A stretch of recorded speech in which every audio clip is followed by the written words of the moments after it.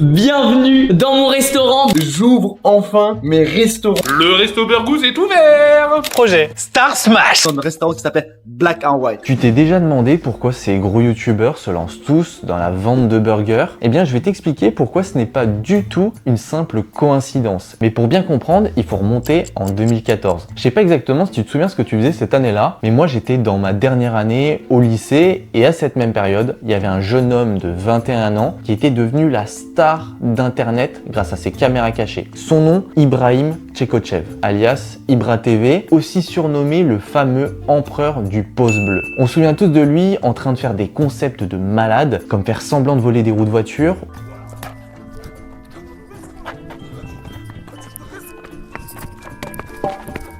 ou même de passer la nuit enfermé dans un magasin.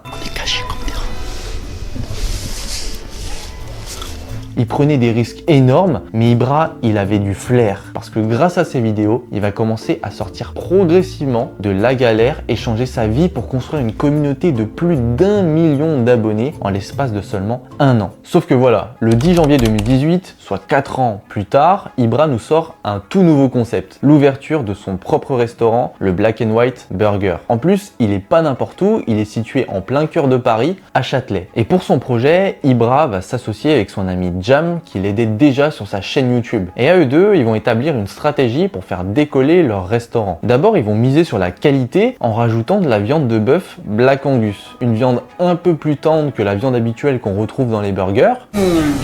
Ça goûte très bon Black Angus. Et ensuite, ils vont promouvoir leur restaurant sur quasiment chacune de leurs vidéos pour faire connaître leur marque de toute la communauté. 7,90 €? Ah, c'est pas cher, c'est pas cher. Un burger Black Angus, je peux dire que c'est pas cher de tout. Et le résultat, c'est un succès incroyable. Maintenant, il y a quand même une limite avec cette stratégie, c'est qu'un abonné qui est basé à 2 heures de Paris, ça va être compliqué pour lui de faire le trajet pour aller manger un burger. Donc c'est un sacré manque à gagner pour Ibra. Alors il fallait trouver une solution, et la seule option pour eux, c'était d'ouvrir d'autres restaurants. Sauf que ça prend du temps et ça coûte de l'argent. Trouver ça, bah mine de rien, c'est du travail, c'est un déménagement, c'est des travaux, et on est parti de loin. On est parti de loin. Mais du coup, comment Ibra il a réussi à faire pour en ouvrir 34 en seulement 6 ans? Eh bien, il a fait une technique assez courante finalement, celle de transformer son restaurant en franchise. Comme ça, il confie sa marque à des entrepreneurs motivés qui souhaitent ouvrir leur resto et en échange, il lui reverse de l'argent pour se faire accompagner et bénéficier de sa notoriété. Et tout ça, c'est hyper avantageux parce que ça permet à Ibra de développer rapidement son nombre de restaurants tout en ayant moins de choses à gérer et moins d'argent à dépenser. Car c'est le franchisé qui met l'argent pour le projet. Et c'est une bonne chose parce que dans un monde où tout va vite, on est incapable de savoir si Ibra sera toujours aussi populaire dans 5 ans ou 10 ans. D'ailleurs, pour limiter ce type de risque, Ibra, il utilise 2 méthodes. La première, c'est celle que je viens de citer avec la création d'une franchise. Et la deuxième, c'est d'investir maintenant dans un pôle marketing pour détacher petit à petit la marque de son influenceur et lui donner une véritable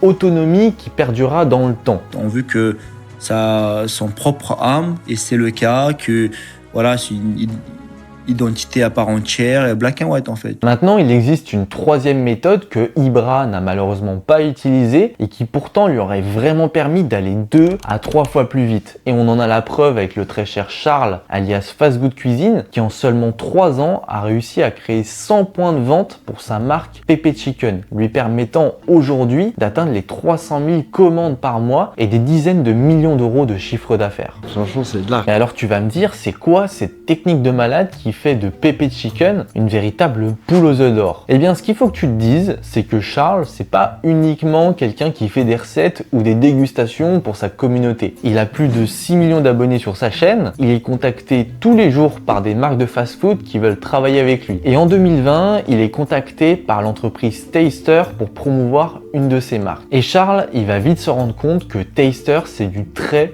lourd. Pour te dire, j'en ai vu plein moi aussi des business, mais alors celui-là, c'est une fois tous les 10 ans. Donc Taster, c'est une startup qui a été créée en 2017 par l'un des premiers salariés de Deliveroo en France, Anton Soulier. Et Anton, quand il est arrivé chez Deliveroo, il a vite compris qu'il y avait un phénomène pas normal qui était en train de complètement révolutionner notre manière de consommer à tous. J'ai aperçu qu'il y avait des restaurants qui faisaient 60-70% de leur chiffre d'affaires déjà à l'époque en livraison. Et en fait, je me suis dit, mais la prochaine chaîne de restauration, ce sera une chaîne digitale en fait. Et il a vu juste, puisque 2 ans plus tard, en 2019, c'est le Covid. Et là, tous les restaurants se mettent à fermer du jour au lendemain. Et donc, si tu voulais manger quelque chose d'un peu différent, t'avais pas d'autre choix que de te faire livrer. Mais alors concrètement, ces livraisons, elles nous viennent d'où? Eh bien, c'est soit des restaurants, soit des dark kitchen. Alors, une dark kitchen, c'est juste un petit espace avec une cuisine et un frigo. Putain, on va se geler ici. Et qui vend uniquement sur les plateformes de livraison comme Uber Eats ou Deliveroo. L'avantage de ces cuisines, c'est que tu peux les mettre absolument où tu veux dans ta ville. Par exemple, tu peux les placer dans un lieu stratégique pour servir plus rapidement et avoir plus de clients. En plus, elles coûtent beaucoup moins cher qu'un restaurant parce que t'as pas de salle pour recevoir et t'as pas de serveur à payer. Donc tu peux dégager des marges souvent plus intéressantes qu'un restaurant classique. Maintenant, sur le papier, c'est génial, mais entre la théorie et la pratique, il y a souvent une différence. Et le problème de ces dark kitchen, c'est qu'aujourd'hui, une grande majorité de personnes ont compris qu'il y avait un bon plan derrière ça, et donc il y en a beaucoup trop. Et le résultat, c'est que si tu fais pas partie des plus connus, tu feras pas beaucoup de ventes. Et c'est exactement ça que Taster a réussi à comprendre avant tout le monde, puisque leur business, c'est de permettre à des gens qui souhaiteraient ouvrir une dark kitchen d'utiliser leurs différentes marques pour se faire connaître sans payer des frais de marketing exorbitants, en plus des commissions déjà assez élevées prises par les plateformes de livraison. Mais alors j'imagine que tu te demandes comment Taster arrive à différencier les marques qu'ils proposent. Eh bien en fait, leur stratégie, et c'est là où c'est malin, c'est de s'associer à des influenceurs qui ont une très grosse communauté pour créer des marques et les faire connaître sans dépenser le moindre euro en frais de marketing. En plus, ils sont dans un système que j'appelle gagnant-gagnant, puisque celui qui gère la dark kitchen, il n'a pas de frais de marketing, il paye un peu moins cher les ingrédients parce qu'il passe par les centrales d'achat faites par Taster, et en plus, il bénéficie d'un accompagnement de A à Z.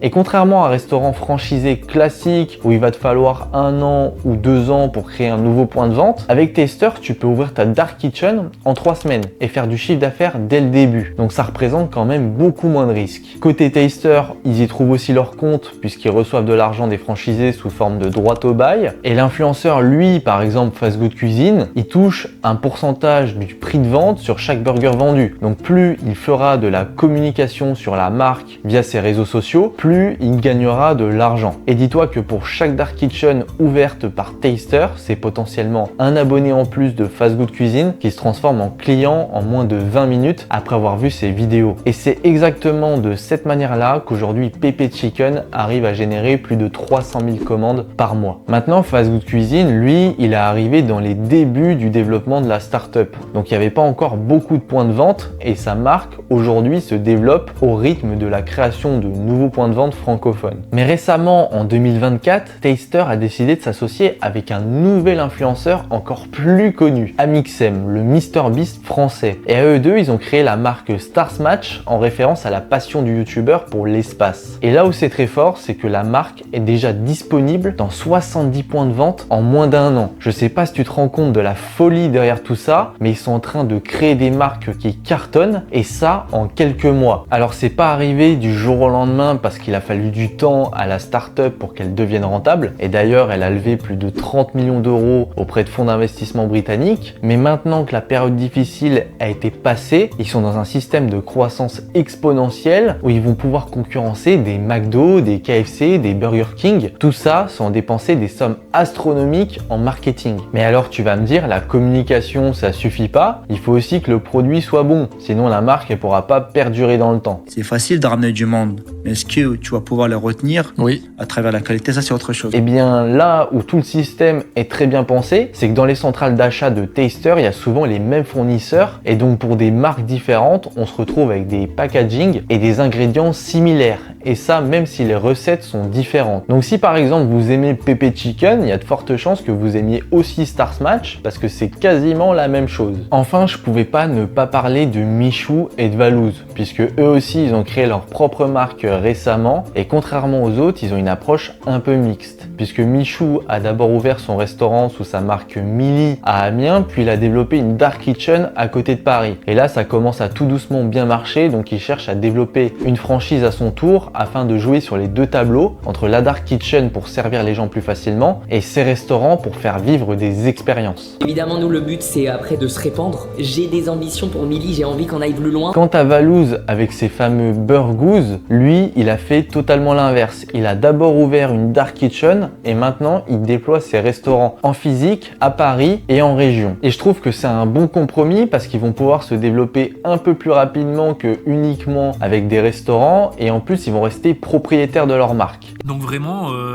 avancer avec ses potes et tenter l'expérience tout seul que d'être du coup déjà dispo partout mais ça perd de l'authenticité, ça perd de la magie. Moi vraiment j'ai envie de faire quelque chose qui m'appartient et que je fais grimper de moi-même. Maintenant qu'on a vu ensemble ces méthodes, c'est le moment de répondre à la question que tu attends depuis le début. Pourquoi ils font tous des restaurants de burgers et pas un autre business? Eh bien en fait c'est plutôt simple à comprendre. Ils ont tous une communauté avec des millions d'abonnés qui sont totalement différents. Et donc si tu veux réussir à transformer un maximum de ton audience en client, tu dois trouver un produit pas trop cher et qui plaît à tout le monde. Et le burger c'est le produit parfait pour ça, je dirais même que en fait c'est le meilleur. Pourquoi? Parce qu'avec l'arrivée des fast-food type McDo, Burger King, KFC, c'est devenu l'un des plats les plus consommés en France. En plus, c'est pas difficile à réaliser et c'est quand même accessible. Donc si tu as un bon produit et que tu arrives à atteindre suffisamment d'abonnés, c'est gagné. Puis il y a aussi un aspect de challenge qui est super intéressant. En tant que youtubeur, tu sors un peu de ta zone de confort, tu participes à un nouveau business et tu peux avoir la fierté de créer de l'emploi et ça c'est quand même beau. On est très fiers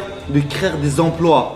En plus, les revenus sur YouTube sont tellement incertains que c'est primordial pour eux de développer d'autres sources de revenus un peu plus stables pour se sécuriser. Alors il y en a beaucoup qui vont me dire que c'est pas normal d'utiliser ton influence pour vendre. Maintenant, je suis pas spécialement d'accord avec ça. Pour moi, si le client est satisfait et que l'influenceur ne s'est pas uniquement contenté de mettre sa tête sur un produit, je trouve ça bien. Je sais pas ce que t'en penses, mais hésite pas à me donner ton avis en commentaire. Et d'ailleurs, si t'as aimé cette histoire, pense à me mettre un petit like et à t'abonner pour voir mes prochaines vidéos. En attendant, si tu veux connaître les secrets du succès des pizzas de la Mama, je t'invite à cliquer sur celle-ci. Je te souhaite bon courage dans tes projets. C'était Corentin. Allez, ciao!